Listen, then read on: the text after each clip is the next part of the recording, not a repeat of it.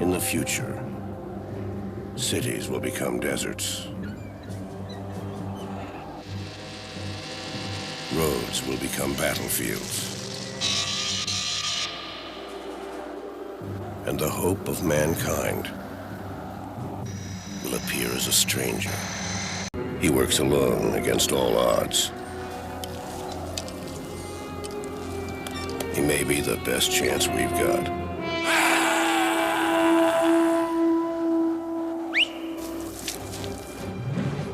You want to get out of here? You talk to me. Pray that he's out there. Somewhere.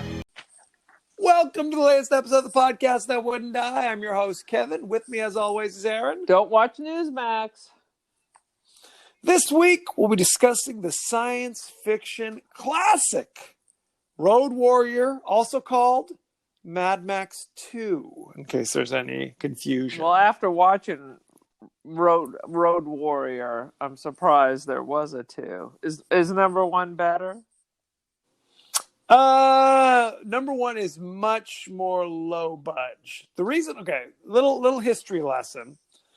The original Mad Max came out. Obviously, it's an Australian movie and had a limited release in the United States. Okay. So they felt like it would confuse people if they called it Mad Max 2 in the United States. So this one's called The Road Warrior in the United States, even though it's the second movie.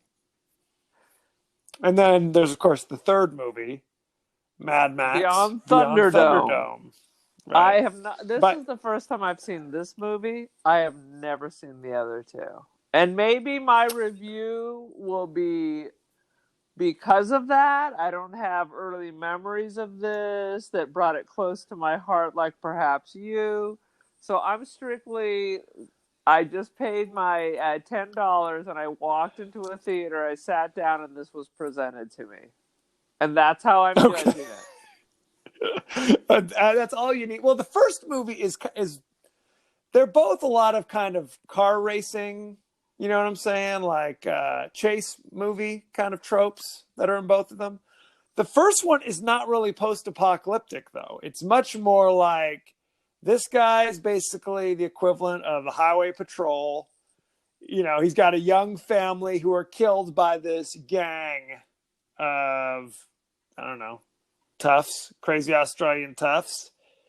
And so then he gets revenge. Basically, that's the first movie. This movie turns it into a post-apocalyptic scenario. So it wasn't post-apocalyptic before? That was not just really how they ran the Outback. But if they drove to the coast, pretty much in Australia, pretty much. That's how they do it. It is. It's like you think it's going to be very post-apocalyptic, but the thing is, now I'm not big on Australian patrol, highway patrol history or anything, but it's weird. They wear kind of these quasi like S&M outfits with like one crazy like football pad. Let me stop you before we get too far. I'm going to give you my 30-second well, I'm still talking about the first movie. I'm not even talking about this movie. Now you're creeping into some of the stuff I was going to say. You're stepping on my toes. Hit me.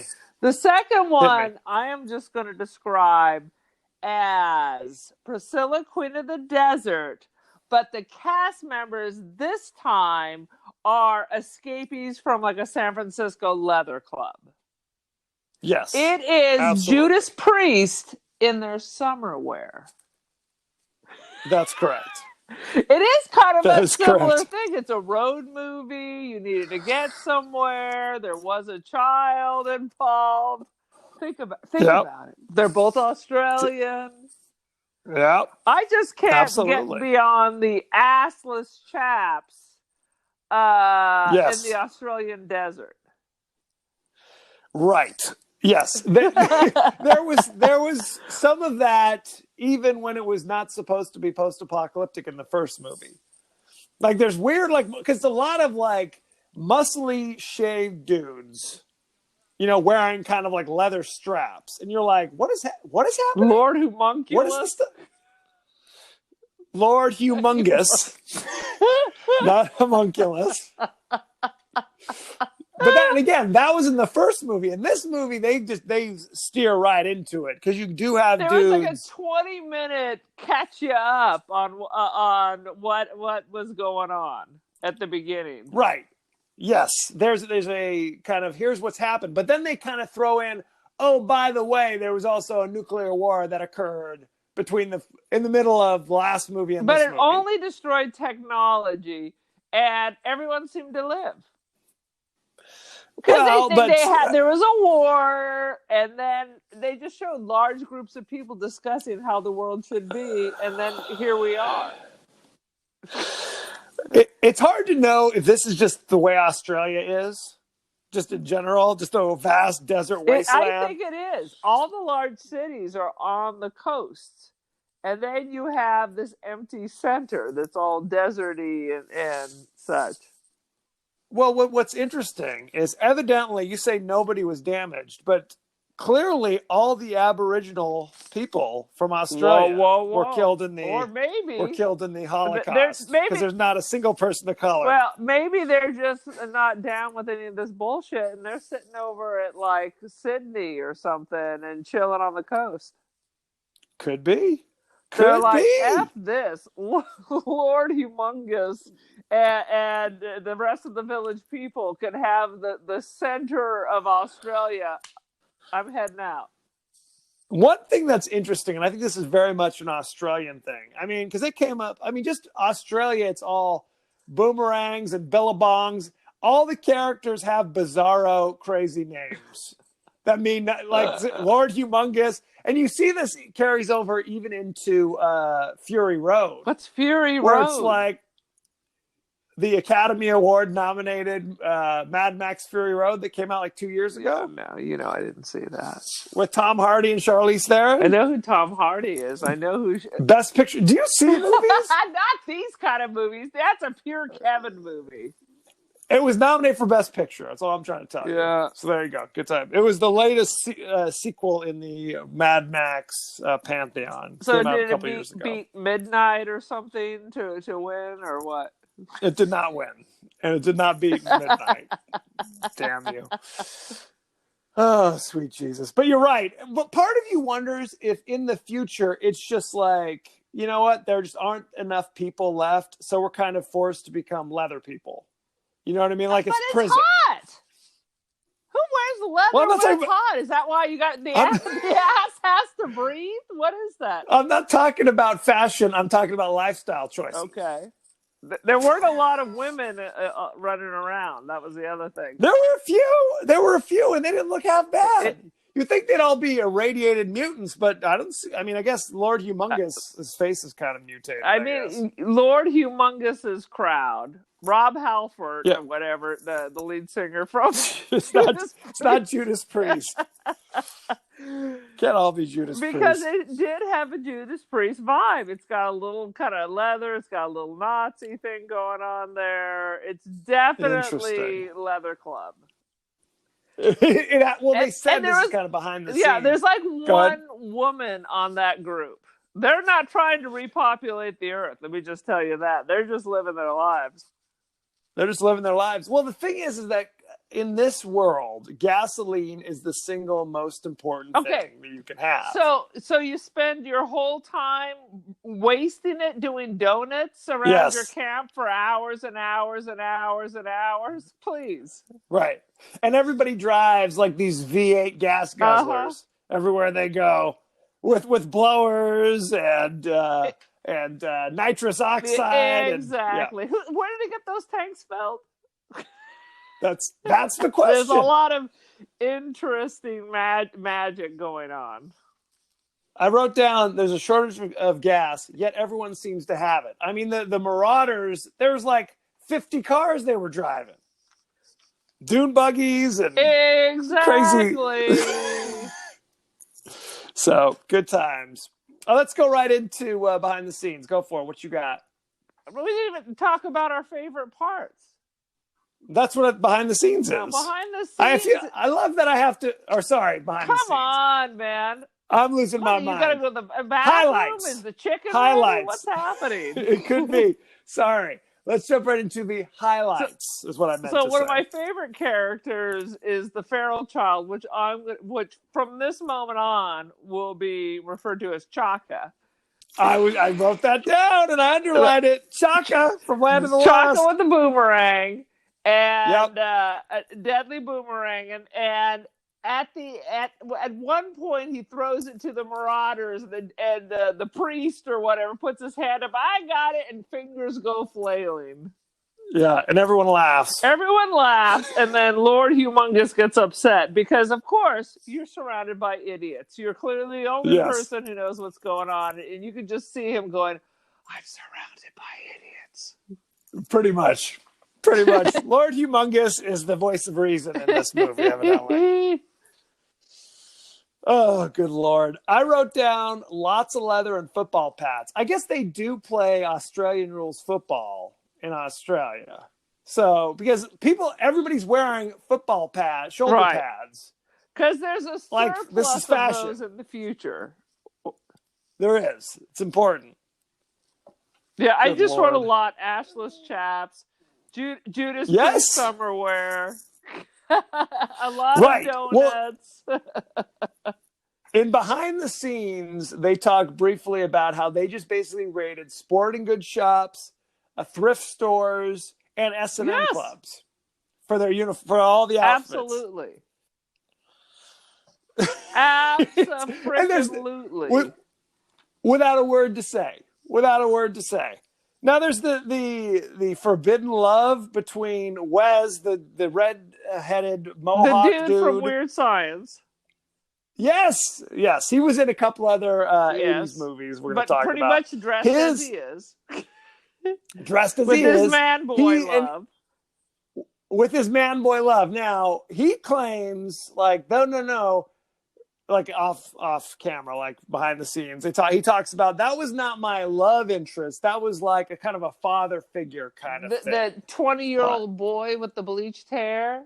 Yeah. Yes. Yes. You know, Australia's very macho, so whatever you got to tell yourself. It's definitely macho when it comes to oiled muscles with leather straps. That's what they're down for. You're delusional, dude.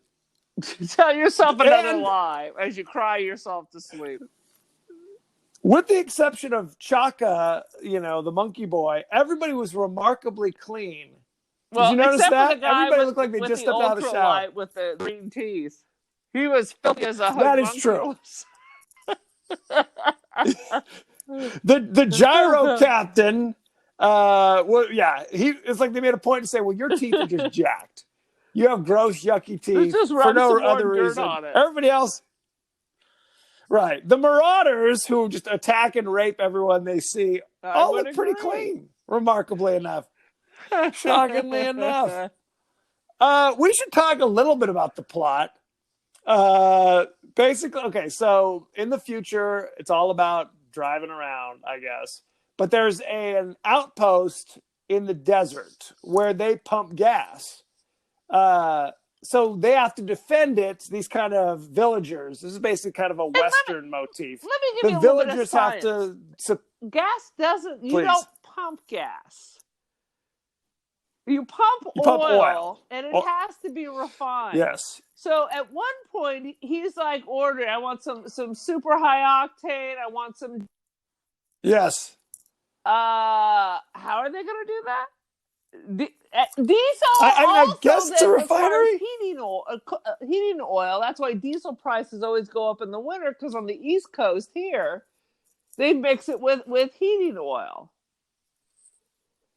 So you don't have one it's not when you go to the movie theater and you say, and they have this special machine where you say, I want the Diet Pepsi, I want it lime, and I want it diet. No. So now they're processing two different kinds of oil and somehow creating that heating oil additive that goes into diesel. All in like a 30 by 30 foot circle. You know a lot about the refining of oil. I do live in the B-town. You do. So Lord Humongous and his marauders are trying to get at the gasoline, essentially. So they're constantly attacking.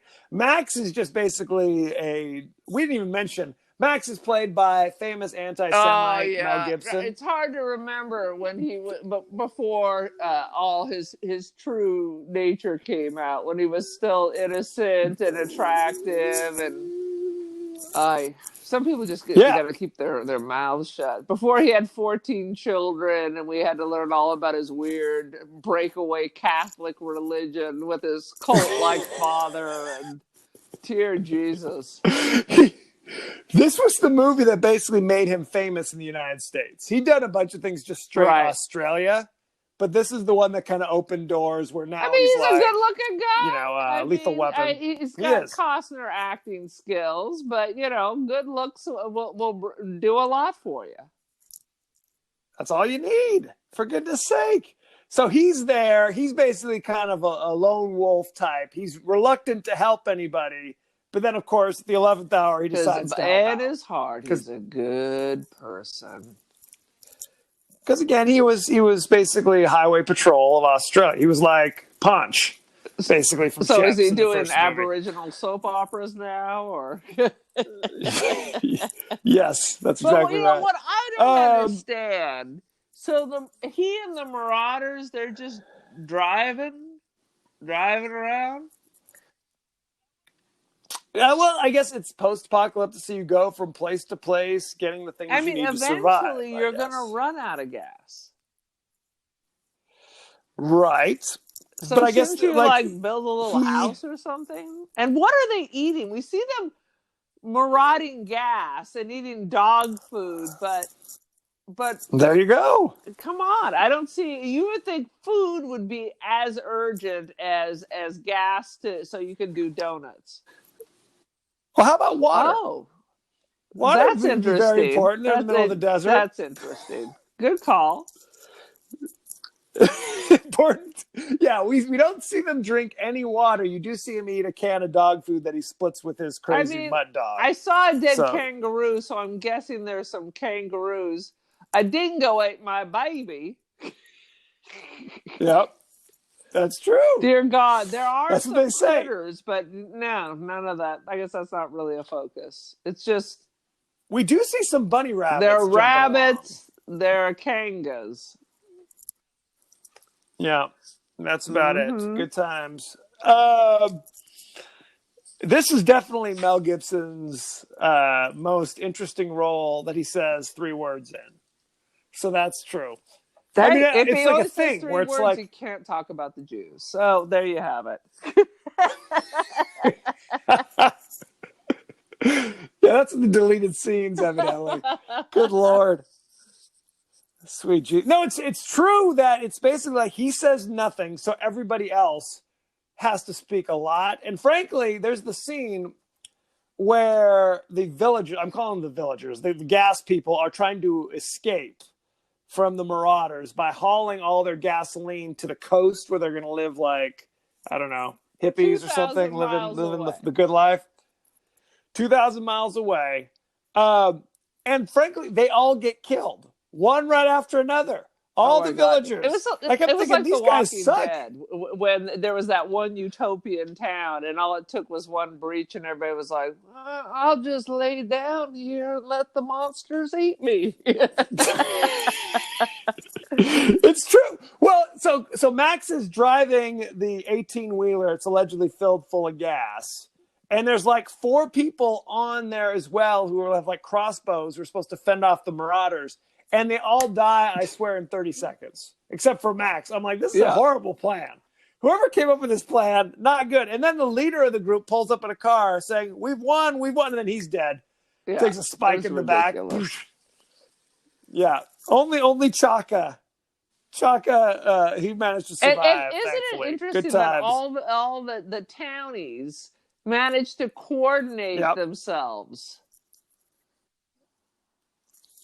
You mean in terms of dress? They didn't wear a lot of leather straps? Is that what you're saying? Instead, it's all soft tone, preppy 80s kind of thing. There's one chick with a Suzanne Sommer top sideways ponytail. It looks like it's wrapped with rope. Yes. Like she's on her way back I wrote from that down. aerobics or Yes. something. Yeah. She basically has a volcano coming out of the top of her hair of pristine blonde they hair. practically all had like preppy sweaters tied around their necks. They absolutely did. We just needed one of those No little question. braided tails. It could have been an episode of Square Pegs.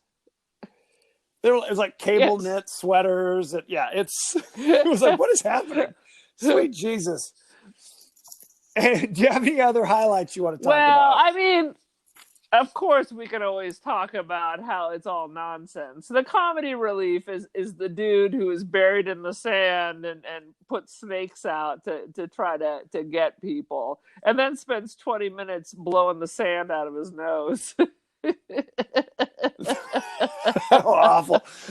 So yeah, because Max basically, to get gas, anytime he passes like any wreckage of any kind, he has to see if there's any gas in the tanks to keep filling up his V8 Interceptor, which was like his police car, essentially, Yeah, from so the he's first getting about movie. what? About See, I guess in 10 miles per Australia, gallon?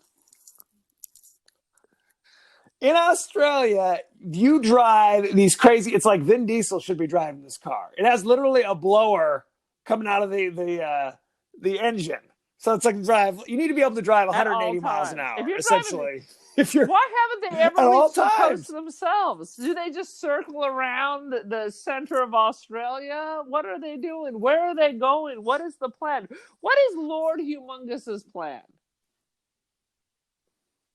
None of us know. I don't know. What are anybody's plans? Other than Max is basically a nomad. So you figure maybe Lord Humongous and the Marauders are basically kind of nomads as well. But when they discovered that there was this gas place, that became the focus.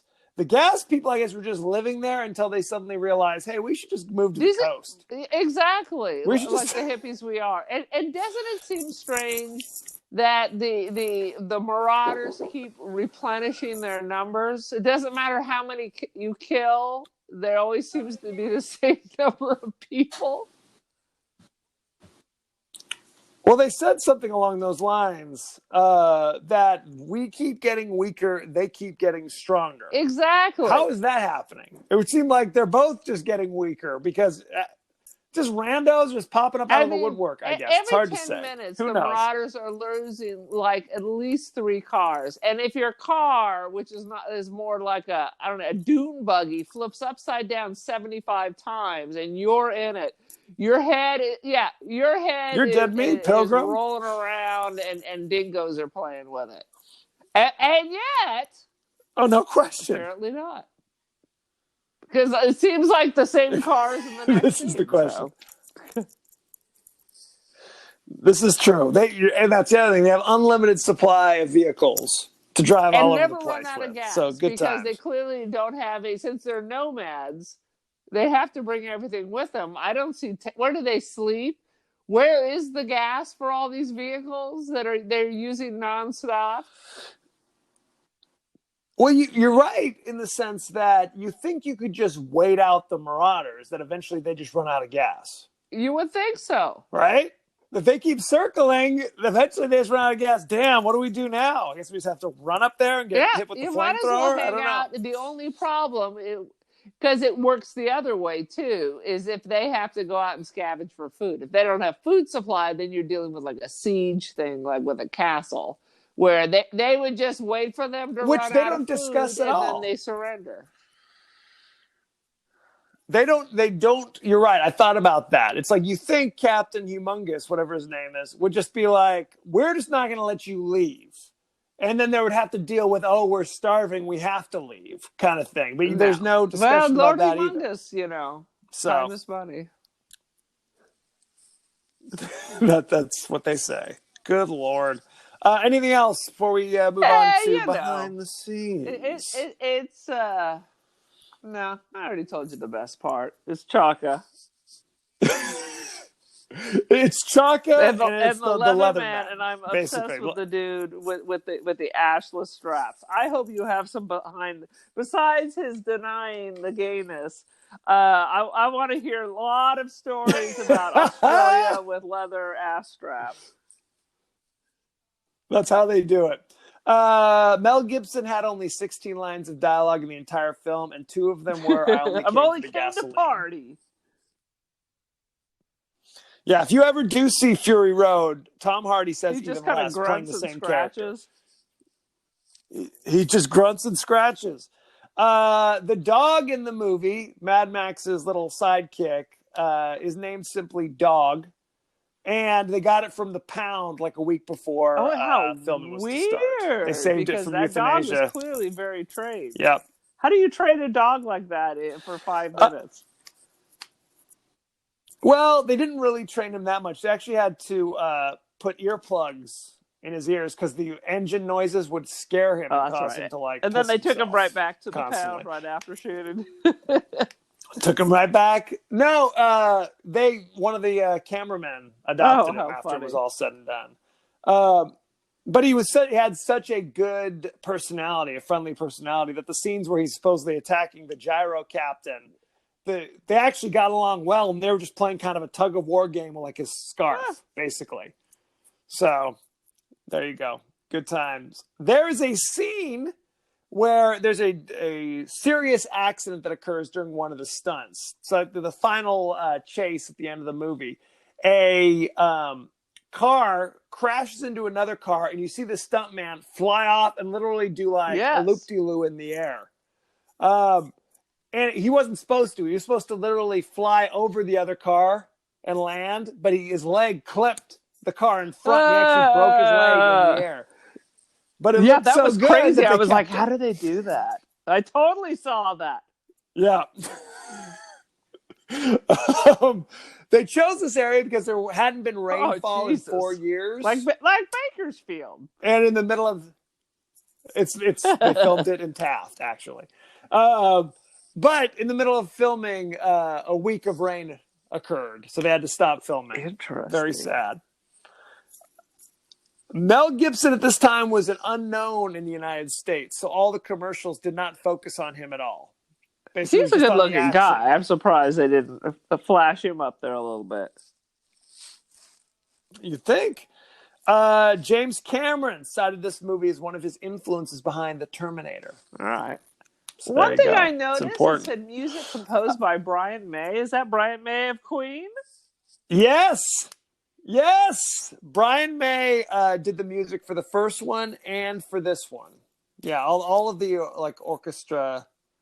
They were doing really in about this time. They were doing Queen was doing a lot of soundtracks. Remember, they also did Flash Gordon. They also did Highlander. We haven't done the Highlander. We need to watch that. It's been a long time since I saw that. I love Highlander. Oh my God, I love Sean We got to check Connery. it out. Mel. Hey, Highlander. It was Mel Gibson's idea to make his character look all rough and ragged. So he's the one who basically tore one of the sleeves off his jacket, ripped up his gloves. He cut his own hair and his eyebrows. Why did he cut his own eyebrows? Are they so long? Are to look all rough and rugged. Who was that guy who used to be on 60 Minutes where it would just sweep all the way down? Andy Rooney eyebrows? Is that what he normally looks like? He says he normally looks like Abe Vigoda, and Peter Gallagher had a child. His police car, the Black Interceptor is what it's called, was the same one that was in the first movie, and they actually had to track it down because they were destroyed after the first movie. Like all the cars were destroyed because it was so low budget they couldn't keep repairing. They had to repair it and fix it. Because they couldn't afford to put buy it back together. One? Exactly. Because it was made specially for the movie, I guess. I don't know. But it also kind of explains why he doesn't do that much racing in the Interceptor in this movie. There's a little bit at the beginning, and then the second race, he crashes, and the car is destroyed again. And then at the end, he's driving the big rig. So you think it's all about his race car, but really he doesn't do that much in it. Even though it takes place in the desert, and even though they're all wearing leather, it was actually very, very cold. They shot in winter where they were shooting it. It was winter. Literally, they said they would know if it was too cold when the evil Mohawk leather man named Wes, when his butt got purple, they knew it was time to take a break. Not a joke. What did they call it? Like, let me see if. Yeah, Mel Gibson called the actor Vernon Wells barometer bum. Oh my god! Because of the outfit he was Vernon wearing. Too? Oh Jesus! Well, he's Australian. Interestingly enough, Vernon Wells. There was another Vernon Wells who played for the Los Angeles Angels. Who are the Los Angeles Angels? Boston Red Angels? Sox. Oh, the Anaheim Angels of Los Sweet Angeles. Jesus. The Los Angeles Angels Oh my of God, Anaheim. I just But yeah, Googled Vernon Wells right now. He did not age well. He looks like he's hanging out at a trash bar in Bakersfield right now. He ain't looking good. He ain't looking upsetting. good. How could you do it like that? This movie, the budget was 10 times larger than the original movie. Yeah, this movie is Mel Gibson's favorite Mad Max film, and it's also the favorite Mad Max film of the director, George Miller. And so just to tell you, he was also in Commando. Sorry. Why are you stepping on my stuff? I saw. You, if you ever watch Commando, his performance is so bizarre and over the top. Number one, he looks like Freddie Mercury. He's got a bizarre flat top, a handlebar mustache, and wears like a crazy like mesh shirt the entire time. It is outrageous. You think he's outrageous in this one? Go watch Commando. Sweet Jesus. These movies were supposed to take place in the mid-90s. Okay. So just so you know. Mel Gibson taught Chaka how to throw the boomerang. That's kind of interesting. Yep. So there you go. This movie convinced Steven Spielberg that George Miller, the director, would be a great choice to direct Nightmare at 20,000 Feet, the fourth and arguably best story in Twilight Zone. Oh, is that the one where it's like the Twilight Zone, where there's the gremlin? Oh. Yes. Yeah. Well, you saw the Twilight Zone movie. It was like there were four. Yeah. Yes. And then Vic Morrow died. People got decapitated. Oh, yes. And it was all bad. All bad. Yep. Not a good situation. This was the most expensive Australian movie produced up to that time, which is, of course, 1981. Is it the food service? Just crashing into things. It's the food service. Voted the 93rd greatest film of all time. The 93rd greatest movie of all time. It sounds like Damned with Faint Praise, but there were thousands of movies made, for God's sake. Jesus. Max's friendship with the feral kid was inspired by the famous Western Shane. You know, I didn't watch that shit. I'm a girl. Remember I'm not watching Shane. Come back, Shane, or whatever. Is at the end of the dog or a guy? Yes. Or something? No. Is this the one? Ah, with the sweet little, Jesus. little So fawn? okay, Shane. It's kind of. Yes, it's where the red fern grows is what it is. No, it's basically that thing where a desert town is being bothered by kind of the big land baron and his goons. So Shane is like a gunfighter from out of town who comes in and cleans up the town, kind of forms a relationship with the young son of the widow woman or whatever. And at the end, Shane leaves, gets on his horse and rides off into the sunset while the kid goes, Shane, Shane. So it's kind of the similar situation. Right. It's exactly the same thing. But no donuts. Did you do donuts around the house with his horse? He did. There was a lot of that. The guy who plays the gyro captain reappears in Mad Max Beyond Thunderdome, playing a similar character, but not the same character for some reason. Same actor, same type of character. We don't know. Character. Why? Who knows? We don't know the answer to that. Shall we move on to the cast, which we've talked I'm about ready. quite a bit up to this Mel point? Gibson You looks ready? pretty good in his IMDb. Just to tell you. Well, I mean, honestly, Mel Gibson, if you go back and watch the original And I will Mad tell Max, you, he looks like he's the about feral 17 Chaka in the looks original Mad exactly Max. the same. Just older. Same hairstyle and everything.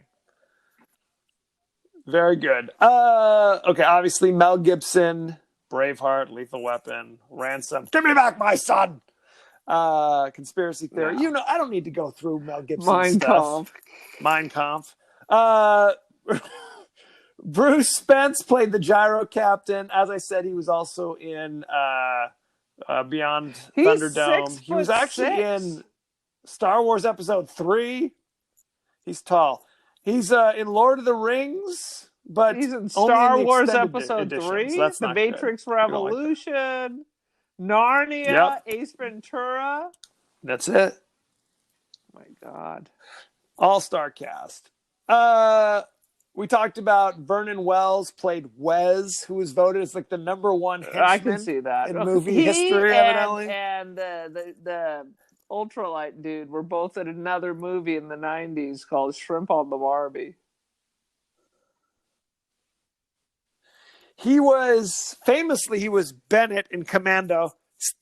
Hey, Bennett, let's have a little steam, which is what Schwarzenegger said after he threw a pipe through him into, like, I don't know. It's very strange. He was in, obviously, Mad Max 2. He was in Weird Science as one of those mutants that appear in the middle of the movie. He was also in Inner Space, if you ever saw that, with Dennis Quaid and Martin Short. Dude. He's still in, he was in Winchester that just came out about the Winchester Mystery House. I guess so. He's the hardest working man in show business. You're right. He is still acting. Interesting about it, it's like most of the characters in this movie don't really have character names. There's like the Toady, the feral kid, warrior woman, Bob. the captain's girl. Frank. No. It's either warrior woman or Papagayo, Wes, Lord Humongous, Zeta. It's like, how did you decide I'm going to give a crazy name to this person and this person's just going to be called Mechanic?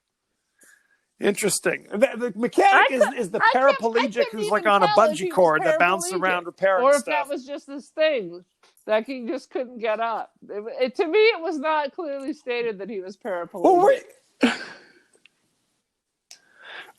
Well, was he supposed to be comic relief when he accidentally sets himself on fire and then falls off the rig? Bizarre. How about the part where they threw the grappling hook into someone's leg, and instead of the guy with the leg and his leg being pulled off, it manages to wreck the car, and now they're dragging the car behind him while it's in the dude's leg. Right.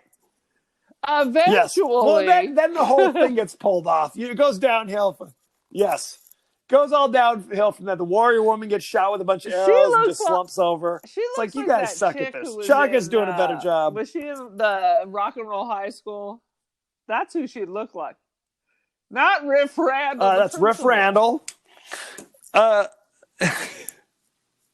No. That's Mary Warnoff from Night of the Comet, etc. Eating. All right. Yeah, not her. This is an Australian actress. I have not seen her in Zippity Doodah, so good times. I think that's about it. I was very confused at the end when the big rig flipped and it was full of sand, and then suddenly there was a bus full of gasoline. I was like, where the f*** was this bus this whole time? Okay, so this was the bait and switch. When they leave, Max is driving the tanker and driving off. They all follow the tanker. Seconds later, everybody else leaves from the village going in a different direction, including the bus. You thought the bus was filled with like the kids and stuff. But it was also, that's where the gas really was. Like the tank was full of sand. They took the time to fill it full of sand. But they also sent half their group with him. Well, they sent the paraplegic, they sent the warrior woman, they sent Rando Joe, and then Chaka insisted upon clearly going with didn't them. tell them what the plan So- was, as anti-Semitic Joe was quite surprised when the gas was pouring out of the truck. Yes, did he not And realize that he was just a At the sacrificial very lamb end, at that stage of the game? what's left of the Marauders in the distance stop to see that it is flipped. Yes, They could not possibly, from that distance, see that it was sand coming out of there. So they didn't even go investigate to see about getting Right. gas. They turned around and left. well, and even if it wasn't full of Yeah. gas, the rig still had I gas was like, in what's it. happening? Like, Did I get the bump gas my out of head? that. Or why are they like 100 yards away going, okay, later, we done. We done. Well, and why did the leader of the village people? I could be talking about anybody in that. Why did Papagayo, the leader of the villagers, show up and promptly die if he knew that Correct. it was all a trick? Why did he go there? Why did he risk his life I thought, for well, that? he was already dying, but he really wasn't already dying. He was wounded. And they know how to refine gasoline, Right. but no one knew how to drive a big rig. No, only he could do it. But what's interestingly enough is that when it's actually driving, they had to use a stuntman because Mel Gibson trucks didn't are know how to drive it. not cars. So There's like extra parts. Yeah, and this is sad levers but and true. such. this is true. One thing I thought was interesting is that Lord Humongous is wearing a hockey mask. So I promptly was like, They which stole came first, from, Jason at one point, or Lord Lord Humongous is covered with like black stuff and blood, and I kept thinking, that's what you get for not wearing sunscreen. That's true. This movie came out before Friday the 13th Part 3, which is the one where Jason puts on the hockey mask. So there You're you go. right. It's all coming together now. Let's do our ratings. Mad Max 2, The Road Warrior, currently has a 93% certified fresh on Rotten Tomatoes. I'm going to give it 3 assless chaps. 3 out of 3? Or what? 3 out of 5 ashless chaps. 3 out of 5 ashless. I guess all chaps are ass. I can't even speak. I guess all chaps are assless. Typically, you wear jeans underneath. Exactly, but Typically. instead, a leather strap will do. That gets the job done. I will give it 7 out of 10. Crazy blonde Jane Fonda workout hairstyles is what I'm going to go with. That seems a very pussy rating, if you ask me. I enjoy it. I enjoy it more than you did, but you're right. The idea that this is, well into the 90s seems tantamount to ridiculousness in my mind. It's fun. I actually think Fury Road is better, in my opinion. Now, did you see this when it came out? Absolutely not. I would have been 7. Well, with our parents, we don't know. I saw this later in life. I might have actually seen Beyond Thunderdome before I saw this. And I only saw the first one probably within the last 20 years. Wow. Yeah. I thought you were super pro Mel Gibson, before the dark times. Before the last temptation of Christ or whatever. Apocalypto. Apocalypto, whatever. That was his career. Good times. So there you have it. Thank you very much. Go to our page on Facebook at The Podcast That Wouldn't Die. Go to our page on Twitter at CPodcastTWDie. You can email us at thepodcastthatwouldn'tdie at Gmail. We are on Apple Podcasts, Google Podcasts, Spotify, etc., etc. And Aaron, you were on social media. Aaron on the Twitski and the Insta. So pop in and just say howdy do. How please. do you do? And don't watch Newsmax.